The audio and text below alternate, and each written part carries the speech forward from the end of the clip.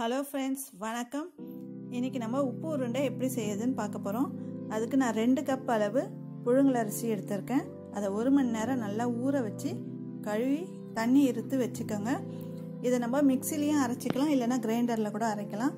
நான் கிரைண்டரில் தான் அரைச்சிருக்கேன். பாருங்கள், மாவு கரெக்டான பதத்தில் இருக்குது. நல்லா கொஞ்சம் கொரகொரப்பாக அரைச்சி எடுத்துக்கோங்க. அப்போ தான் நல்லா சாஃப்டாக வரும். கடாய் வச்சுருக்கேன். 1 ஸ்பூன் எண்ணெய் ஊற்றி கடுகு போட்டுங்க. கடுகு பொரிஞ்சதும் உளுத்தம்பருப்பு, கடலைப்பருப்பு, காஞ்ச மிளகாய், கறிவேப்பிலை, இது எல்லாத்தையும் நல்லா பொன்னிறமாக வறுத்து எடுத்துக்கலாம். இது கூட தேங்காய் சேர்த்துக்கலாம்.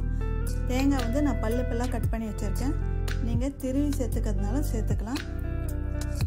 தேங்காவையும் இது கூட சேர்த்து வறுத்துக்கலாம்.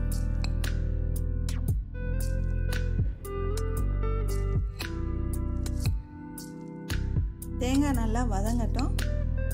இது நல்லா வதங்கினதும் சூடாகவே மாவில் கொட்டி கிளறிப்போம்.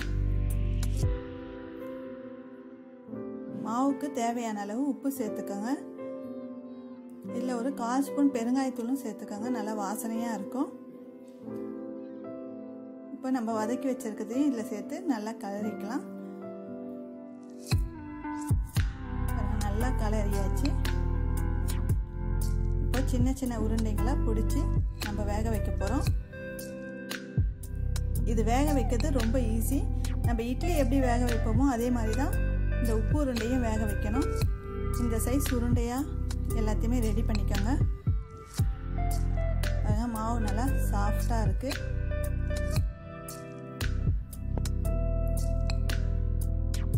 ஒரே அளவு உருண்டையாக ரெடி பண்ணிக்கலாம். எல்லாம் ரெடி ஆகிடுச்சு. இப்போ இட்லி பாத்திரத்தில் கொஞ்சமாக தண்ணி ஊற்றி இட்லி தட்டிலேயே வச்சு நீங்கள் ஆவி கட்டி எடுத்துக்கலாம். ஒரு 10 நிமிஷம் விட்டுருங்க, நல்லா வெந்துடும். உப்பு உருண்டை நல்லா வெந்துருச்சு. தண்ணி தொட்டு பாருங்கள், ஒட்டாமல் இருந்துச்சுன்னா நல்லா வெந்திருக்கும். புழுங்கல் அரிசி உப்பு உருண்டை ரெடி ஆகிடுச்சு. இதை வந்து நீங்கள் காலையில் டிஃபனாகவும் சாப்பிட்லாம், ஈவினிங் ஸ்நாக்ஸாகவும் சாப்பிட்லாம்.